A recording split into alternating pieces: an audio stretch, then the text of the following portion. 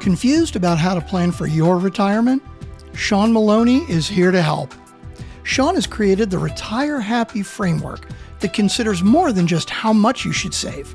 Getting information and tools to preserve your financial future is minutes away.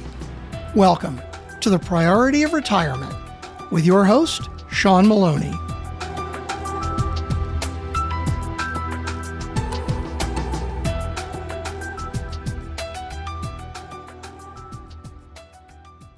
Welcome to another episode of the Priority of Retirement, where we delve into all the aspects of retirement planning for a happy retirement. Today, we have an inspiring guest who has dedicated his life to helping others discover their true calling. Don Gleason is the CEO and president of Achieve New Heights.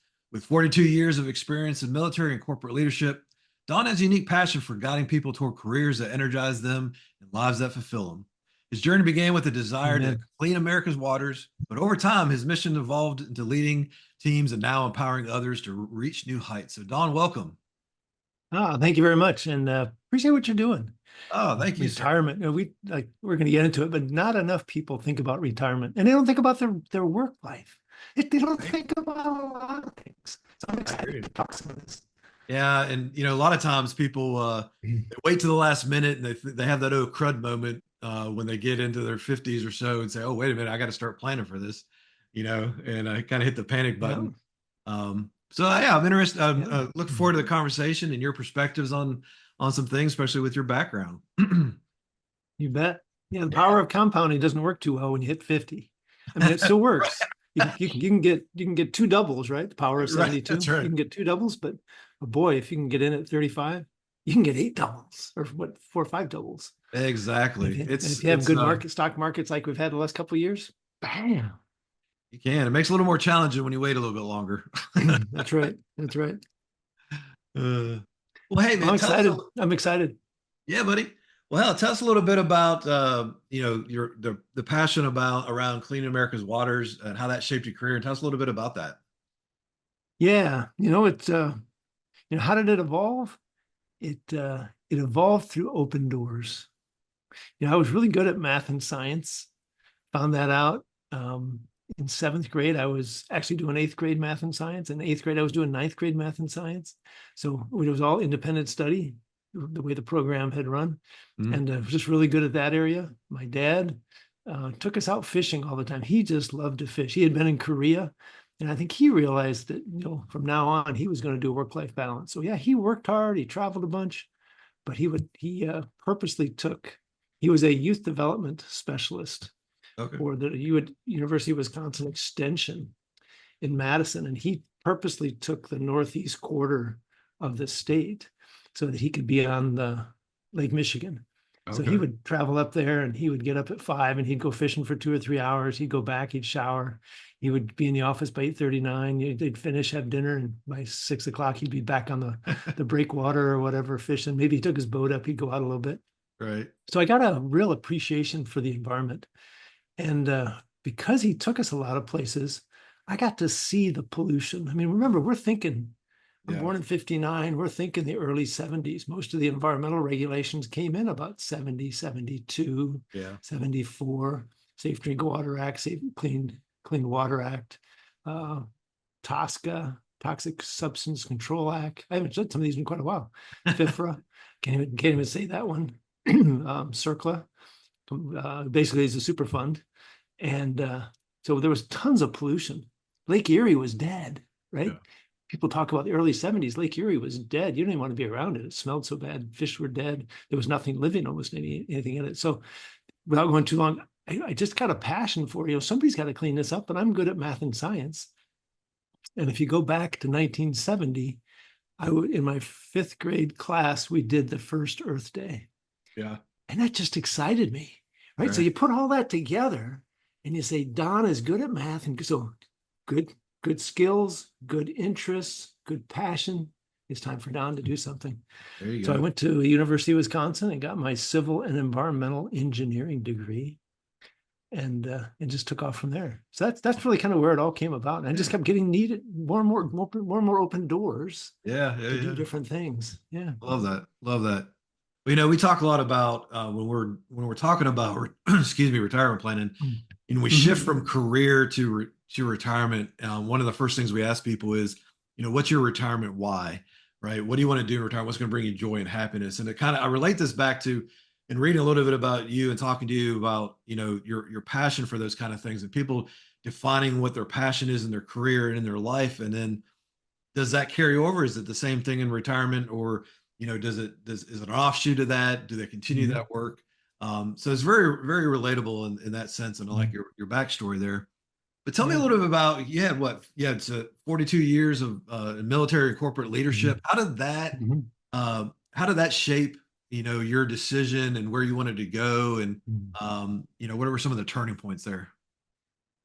It was really, as I mentioned a bit ago, open doors and closed doors, right? Through everything I just talked about, got my degree, and I graduated college the May of 1982. A lot of people have heard me talk this, 454 rejection letters from companies. So I must have sent out, I don't know, 600, 700. I didn't keep track of them all. I should have. It was before computers. Yeah. So, but got 454 rejection letters back. It was the recession of 1982. They weren't hiring anybody. Yeah. So it wasn't just me. Only about 15% of my graduating class of 117 civil engineers had a job after 4 months. I was in that 83%. So got an opportunity to join the Air Force. I closed the door on getting a master's, just wasn't interested. I was tired of school. Had been 18 years. I was ready to go somewhere. And the door opened up to join the Air Force, and I got in. Interestingly enough, I'm not going to go into the detail, almost got booted out on the day 3 due to weight. Oh my gosh. just because I lost an inch on the way down. Right. I guess I'll tell the story real quick. So the flight commander calls me in. He's a first lieutenant, and he says, I'm going to pick you up at 7:25 tomorrow. You're going to weigh in at 7:30. If you're at or over, you'll be home for dinner. Right. Am I clear? He literally did that. Just like a few good men. Am I clear? Right. I'm like, sir, but I'm 6'5". He goes, you're 6'4". I was 6'5" in Milwaukee. And he says, you're 6'4" here. Okay. So it wasn't the most pleasant conversation. I didn't eat or drink a thing for 24 hours, but about 17 hours. And I lost 8 pounds. Oh my gosh. And I got to stay. And then I lost 28 pounds more during that. So I'm now only about 6 or 7, 10 pounds heavier than I was then when I graduated. So that was one door that I just kept working on it. I got to my first base, got neat opportunities to work on spill prevention, control, and countermeasures plans, and hazardous waste spill plans, and hazardous waste management areas. And you can go on groundwater studies. Just got neat opportunities. Doors kept opening. Yeah. And I kept learning and growing. I remember one thing, I was just commenting to somebody this morning on LinkedIn. They said, at the end of every assignment, they would go back and do a self-assessment. And I said, I did the same thing, but I didn't do it just at the end of the assignment of 3 or 4 years. I did it after every project. Yeah. What went right? What went wrong? What could I have done differently? And then I would apply that the next time. And I just kept going forward. Yeah. So that opened up more doors, sure. Right? The leadership saw somebody who was willing to grow and to learn. And I failed a bunch. I said the wrong thing sometimes in front of colonels and generals, and they would correct me, and I would learn. Right? Military was not my lifelong dream, not at all. Right. But it was where I ended up staying 27 years and made colonel. Wow. Got considered for brigadier general, but I did not make brigadier general. So It was time for me to leave after 27 years. So I think that's thank you for your service, first of all. Oh, you're welcome. You guys were worth it. America was worth it. Well, that's worth it. That's true. Yeah. America's worth it. 100%. Yeah. Well, let me ask you this. As you're approaching retirement, how do you envision that playing out for you? And what are some of the factors that were most important, to you during that stage of life as you look forward to that phase of life? Yeah. I thought back into what I missed. Self-assessment, right? I just made the comment about it. What did I miss? I worked a lot of long hours in the military. I always tried to be home at dinner, but then I would go back on the computer upstairs in the den for 3 or 4 or 5 hours, working performance reports and awards and paperwork and emails. And I tried to make the big events, but I wasn't always there just to be present for the family. Right. So I said, I want to change that. I worked out pretty much every morning at 5, but I wasn't balancing my diet. So I said, it's time for me to change my diet. And I go back to that almost being booted out for weight. I changed my diet every 3 or 4 years. So I'm changing it again now. Right. So I just turned 65. So always looking at those things, self-assessment about what can I do better. And I have the goal of, it's not just, I want to lose 10 pounds. It really doesn't get me anywhere. Yeah. But I want to be at the weight. I want to be at the flexibility. I want to be at the limberness to be able to play on the floor with my grandkids. There you go. I've got grandkids 11, 9, 7, and 4, almost 5. And we were just up in Wichita, Kansas this weekend at the wedding we talked about earlier. Yeah. And my grandson was there. And we were on the floor playing trucks and Legos and barrel of monkeys and all those things. And I just enjoyed that ability. I don't want to be the guy who sits on the couch and watches my grandkids. I want to be engaged. Yeah. So as I do those self-assessments, I think about where I have to be, right? And I've always been thinking about retirement. What do I want to do? But there's nowhere in the Bible where it talks about retirement. Right. But it doesn't mean you have to work full time either. I read a book called Halftime, and it talks about, being 10, 15, 20, 25 hours a week dedicated to a purpose. Yeah. My purpose is helping people live their best life. 100%. You mentioned, excuse me a second. Yes, sir. You mentioned career transition. Yeah. So many people come out of the service, don't know what they want to do. And I love to help them figure that out, because most people jump into a job they don't want, working for a company they don't like, and a leader that doesn't inspire or motivate them or take care of them. And they're miserable. Yeah. And they disconnect. Was it 72% of the people are disengaged, according to Gallup surveys now? Yeah, Either yeah. actively or passively. So how do I change that? What's the results of that? Is frustration, depression, abuse, because people come home, they're irritable, they yell at their wife, they yell at their kids. God knows, I hope they don't hit them, but some do. Yeah. And they go get drunk, and that just perpetuates divorce, suicide. So how can I have an impact on that? Particularly with my military brethren and sistren who are struggling in that process. So I want to help them have that better life. That's But I'm fantastic. also getting active in leukemia, lymphoma. And we did a campaign this last year called Visionary of the Year in South Texas. 10 teams. We raised $500,000. That's fantastic. Our goal this year is to raise $1 million. So having a big impact. That's just doing what you can. Doors are opening. That's great. No, I love that, because we, for listeners out there, we highly encourage people to kind of go through that self-assessment, self-reflection. Just because you worked at your job, for however many years, that doesn't necessarily define you, unless that was your life's passion, right? That's right. And like you said, there's retirement doesn't have to mean you just sit around and do nothing. What we tell people is, look, that's why we ask that question up front about what you want to do, right? Because it's different for everybody. And that's right. when you build a retirement plan for someone, it's not a one size fits all. It's different for everybody. You have the person that wants to sit on the couch and watch movies all day. That's fine. That's for them. You have other people that want to serve on a mission or help charities or have passions like yourself that have different specific things that they want to go after. And we really encourage people to start thinking about that. Think about it before you retire. Things to look Years forward to. Before. You can start working toward that and building things up, in and around that. So I love that. And I love that you have a vision. How do you get with people early on? Because I'm thinking by age 40, you need to be thinking about retirement, which is surprises some people. It's like, I'm still fully engaged at work. I don't want to be thinking that.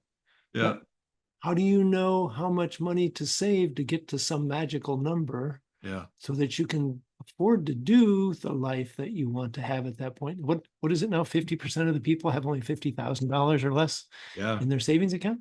Yeah. It's scary. And That doesn't it's get you hard to very far. reach the younger people. It really is. I mean, because you talk to them, and most people that are younger have an attitude of, they have time, or life's too busy, or they Mhm. have good intentions, right? Mhm. And life happens, and they just keep on putting it off. That's the most common thing, right? Until they That's get it. right. Life does happen. Life's crazy. Life's Mhm. busy. But just like the name of this podcast and my book, The Priority of Retirement, you need to make Mhm. it a priority, because what are we Mhm. working for anyway? Right? We're That's working to right. serve, to provide for our families. At the same time, you're working hard to get to a point where you don't have to anymore, so you can retire from that workforce. That's right. So it And do should be what a you really priority want to to think do. about it. Yeah, exactly. Yeah. Yeah. So we try to get people to help get in that mindset early, but it's a challenge for sure. Good. So do you teach them budgeting, and how do you get people to think about 20 years in advance? What am I Yeah, going to need? yeah, that's a great question, because when we sit and talk to somebody, we go through the base. That's where we start, right? We start with the basic Mhm. 101s and the needs category. So what we always talk about is what you need a month, in retirement is what I call the happy factor, because if you can cover that needs, then, you have peace of mind that you can pay your bills. Well, what are Mhm. those bills? Do you have a budget? Do you even know what that amount equals? Mhm. And then we kind of help them form into what is that going to look like in retirement? Because it's going to be a little bit different, but you have a Yeah. starting point. And so if Mhm. people don't have budgets, or have that, or foundational principles, then you work with them to kind of hone that in before you ever take the next step. Mhm. For sure. Yeah. I think it's Yeah. critical. Yeah. Yeah, that's what we did. I kept looking at different like TD Ameritrade and Schwab and Fidelity and all these other calculators, and it didn't fit my situation because I was Yeah. going to have a Yeah. military retirement, and it didn't Right. have that. I might have a VA disability. It didn't fit that extra income. Yeah. So I created my own spreadsheet and said, this is where I'm at. This is what I'm expending. I'm Good. assuming expenses go up 3%. I'm assuming my Yeah. salary goes up 3% to offset. I'm going to need a new car here, a new car here. I'm going to buy a trailer here, camper trailer. I'm going to do these things. I want to fund these vacations once a year. I Yeah. just started putting things in there. Yeah. And then I came out and said, I'm going to need X% Yeah. to be sitting there Yeah. to fund that. Yeah. And it kind of drives at some point. It's kind of funny. Last week on the way to Wichita, I heard some people say that Dave Ramsey was crazy about the how much money you can take out per year of your accounts, because everybody goes with the 4%. Yeah. But they forgot that Dave always just says, you're going to live for a while. You're going to rebound. So stay invested in the stock market, earns 10 to 12%. You can afford to take out 8% and it'll still grow. Mhm. That was his premise. Nobody addressed that piece. So you got to think about the whole picture, right? What are Right. you investing in? But of course, when you invest in that, you're going to have greater risk. So how do I manage the risk? Yeah. And that's, Some the risk. some people try to sell at the wrong time. Right. Bad. Well, and that timing is difficult, but that's one of the keys into planning, though, right? Is, there's really, 5 or 6 main different risks in retirement, and doing the right kind of retirement planning helps take those off the table, right? Or mitigate them anyway. There you go. And just like when you're investing before you retire, your portfolio is diversified. Well, Mhm. it stays diversified to retirement, but you got to go a step further, right? You're just Mhm. not your portfolio is diversified. Your whole plan is Mhm. diversified, right? Not only, from what you're going to do, but from the financial standpoint, there's different types of accounts that solve different problems or take that That's right. risk off the table, right? So you just can't have necessarily one type of account in retirement.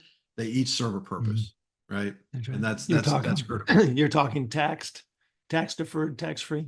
Yeah, yeah, all that. There's ones that take, Mhm. taxation out of the equation. There's ones that take longevity out of the equation. Mhm. There's all these different pieces that, again, not a one size fits all, but it Mhm. has to be planned out the right way, right? Yeah. Yeah. I want to turn the tables and ask another question. Yeah, How did you decide that was what you wanted to do, help people financially? it's a great question. So I've been doing this a long time, and we switched gears from just flat out financial planning to a real focus on retirement planning. Okay. Really, that stemmed from what happened you can go far as back as 2000, but let's take 2008, right, when the markets were down 50%, and you had people just about to retire or planning to retire. They're really close to it, and they get Mhm. devastated, right? And it either prolongs their working career or drastically reduces their lifestyle in retirement. They weren't going to be able to do what they wanted to Mhm. do. And it's a lot of it is because people didn't have the right drawdown plan. Everybody's concentrating on Mhm. accumulation, and no one has the proper drawdown plan, or not no one. Only about Mhm. 10% of people have the proper drawdown plan. And so that was a huge factor, is that there wasn't enough people concentrating on that side of it. How do I make my money last? How do I make Mhm. a plan? Right. But combine that with what are you going to do in retirement, and what's going to make you fulfilled, right? To get Yeah. that whole aspect of retirement, because we all work hard for whole lives, right? You want to enjoy Mhm. That's it. right. That's right. And like you said, everybody's different. We just did a 5,000-mile camping trip from San Antonio to Wow. Toronto and back through Nebraska to home, and seeing friends and Yeah. military peers and my cousins, my daughter. Just had a great time. Got to see That's Niagara fantastic. Falls again. I hadn't seen that since I was like 5. Yeah. Yeah. And so That's fantastic. I love to hear that. just beautiful country. Yeah. Well, a lot of people they're concerned and they have fears about retirement. Mhm. What were some of your fears, or what are some of your fears about retirement, concerns or fears? Yeah, I don't have any fear that I haven't saved enough, That's good. but I do have a fear of the stock market Yeah, crash, right? It goes down 10% once a year, it goes down 20% every year or two, it goes down yeah, 30% every 2 to 3 years. It's just the natural cycle. sure. Think about COVID. Think about, well, you just said 2002 and 3 it had a big drop, or I guess it's 2001 had a big drop, 2007 had a big drop. There's another one in the teens. There was COVID in 2020. Yeah, So it just happens. And we had a couple 10-15% drops this year. So yeah, getting knowledgeable about that has helped me to sure. understand that, well, I guess it was the fall into November, December of 22, it had a big drop. So getting knowledgeable about that and not panicking, Yeah, knowing that it's going to come back, knowing that I have time on my side, unless it's 1929 where the market crashes and stays there for a while, you right. know, and I guess at some point knowing when I would move my money out to protect it Yeah, has been a thing, but I don't want to do that very often, right? In and out will lose you money. you can. So I guess it's the fear of the market going on, but it's a pretty resilient market. We got a really good economy. As much as everybody's beating up Biden and Harris right now in the election, coming into the election for because we're 9 days out. Yeah, It'll probably be after that, after the election before we release this, but we're we're so beaten up the economy, but it's a strong economy. It's still growing. Unemployment's down. When I graduated college in 72, unemployment was like 15, 18%, yeah. well over 20% for college students. I was getting 15%, 13% on my savings account because inflation was so high. Yeah, You know, yeah. you know, Heard of house mortgage rates were about in the tens. I bought a house in 86. It came down to 8%. And we said, hallelujah, it's Right. never going to be this low again. Right. And then here we were the last year complaining about 6%, Yep. 6.5%. Yep. So everything is kind of relative. And just getting smart about that. You can't just put money in a bank and leave it there and just hope that it's going to be there at the end. And I think the other one that I'm concerned about is my health. Yeah. I've now got a VA disability. I've got lower spine problems. I've got a spine problem in the back. What do you call it? Curved spine. Oh, I got you. Just replaced a knee. I need the other knee replaced. Having some throat problems. So wondering where all that's going to go. But I'm Yeah. in the gym every morning, taking care of the things that I can take care of, Yeah. keeping the muscles strong, doing squats and Good for you. weightlifting and all those kind of things to keep the weight down and Yeah. stress on the body. So in both of those cases, I'm doing something to do the best I can on both of those fears. Yeah. And I'm always looking to see how I can improve those actions. 100%. And we always want to know, obviously we want to address things that are people's top of mind, but you hit on two things that we hear a lot. the market. And as we talked earlier, you got to really start positioning yourself to protect yourself from those things. There's Mhm. ways to do that, right? You're still invested, but there's ways to protect yourself from the big swings. Because as we get older, we don't have as many cycles to get through. Like when 2008 dropped That's out, the right. average, the average Mhm. portfolio took anywhere from 6 to 10 years to get back to even. It really, depending on how Mhm. aggressive you were afterwards, right? Well, Mhm. it's just, not to be uh, morbid, but as the older we get, we don't have as many of those cycles to Mhm. run through to play catch up, right? That's right. So there's things you got to do, position yourself, Mhm. to make sure you protect it. That's why I always say you shift from an all-out grow to a protect and grow. You still want to grow your nest egg, Mhm. but you want to protect a little bit as well. Mhm. And the other thing you hit on, which I'm glad you mentioned, is healthcare. A lot of people don't think about it. Mhm. As we get older, healthcare, obviously, there's going to be other things that pop up. We're going to spend more money on healthcare, and it can be a real drain, on people's, retirement nest egg, and it's something you That's have to right. account for and make sure it's planned for in your plan for sure. Yeah. Mhm. Yeah. Well, What else? What else do you yeah. typically hear besides those two, health and the market? The other biggest one is running out of money, right? Am I going to Oh, outlive my okay. money? Right. Yep. That's the biggest one. And then second is the market concerns. And then people bring up healthcare. But the biggest one by far is the fear of running out of money. Yeah. And it goes back to talking to people that have a late start. Um, Mhm. you know, but I like to tell people, look, it doesn't matter how old you are, how young you are, how much you have or don't have, get started. You have a plan. Everybody needs to That's have a right. plan. So you know where you're at, right? And then we'll figure it out from there, and do the best we can. Yeah. But it all starts You with at know, least putting a plan together. exactly. One book that I really enjoyed was Multiple Streams of Income. And I can't think of the name of the author. Mm, Something Allen, I think. But you know, now we've all had salary, and yep. then you'll probably convert it to a 401k. It used to be a retirement. I got a Right. military retirement. Now they give military a 401k basically. Right. There's a VA disability for me, maybe, and then there's just took Social Security. Then there's what was I going to say? Um, income, you know, what do you call it? Accumulation off your investments. Yep. Yep. So I got multiple streams coming in, right? Sure. And growing that nest egg. Yeah. Yeah. So thinking through those, and that's probably why I'm thinking about this part-time job. Big part of it is serving. I just love to serve and help people. I don't Yeah. want to see the problems that we talked earlier, right? The frustration, the depression, the suicide, the Yeah. divorce. But just having a little bit of nest egg extra to help. And if I end up giving it away to my kids or give it away to foundations, hey, good for them, right? Yep. Yeah. Yeah. But I'm gonna enjoy it while I have it. Yeah. Most definitely. Well, Yeah. let me ask you one last So question before we wrap up mhm, here.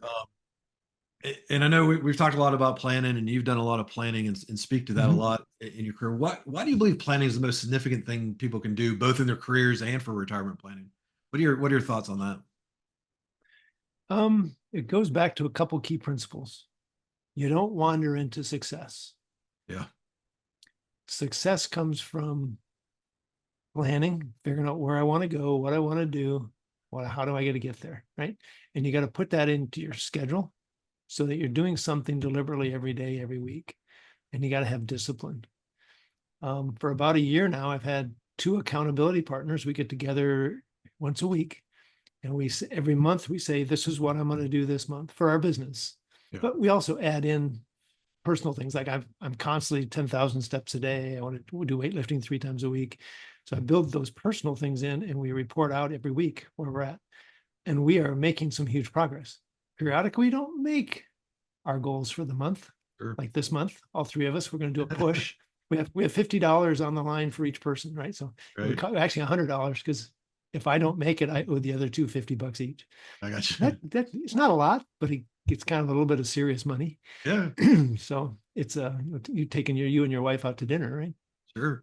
So habits, schedule, discipline, accountability, but it all based upon that plan. If you don't know where you're going, how do you get there? I just remember being at Army War College, and I'd heard this before, but it was Alice in Wonderland goes through the hole. She's wandering around. She comes to the tree. The Cheshire Cat's in the tree. She's at the fork in the road, right? And she asked the cat, "Which way do I go?" Hmm. And the cat says, "Well, depends on where you want to go." And she says, "I don't rightly know." And he said, either path will get you there. Yeah, exactly. And that just hit me then. And I said, wow, how much am I being passive in where I want to go? And how much am I being active? And it's people who are active are the ones that really achieve. So I got really deliberate at that point. I have this accountability group, and in my iPhone and my notes, I've got, X number of chapters of the Bible I got to read, 5 minutes praying every day, 5 minutes motivation or meditation every day, 10 minutes of book reading every day, right? And I'm checking those things off every day. And those things have a purpose, not just a task, but a purpose. Sure. So I think planning is critical. It's all based on planning. Hope that makes sense. I agree with you. Well, Don, it's been a pleasure having you on. I appreciate you coming on today. Guys, you can find out some information about Don, and his links will be in the show notes down below in the episode. It's been a pleasure having you on, and it's look forward to talk to you here in the future, and we'll connect, I'm sure, at another point.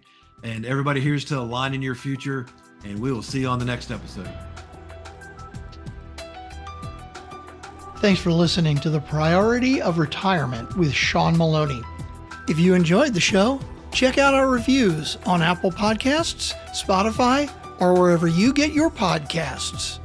For more free resources to help with your retirement journey, go to retirewisepro.com or check the link in the show notes. You can also download a free copy of Sean's book, The Priority of Retirement, or reach out to discuss working with him directly at retirewisepro.com. Thanks for listening. Insurance products offered through the insurance business RetireWise LLC. RetireWise LLC is also an investment advisory practice that offers products and services through AE Wealth Management LLC, AEWM, a registered investment advisor.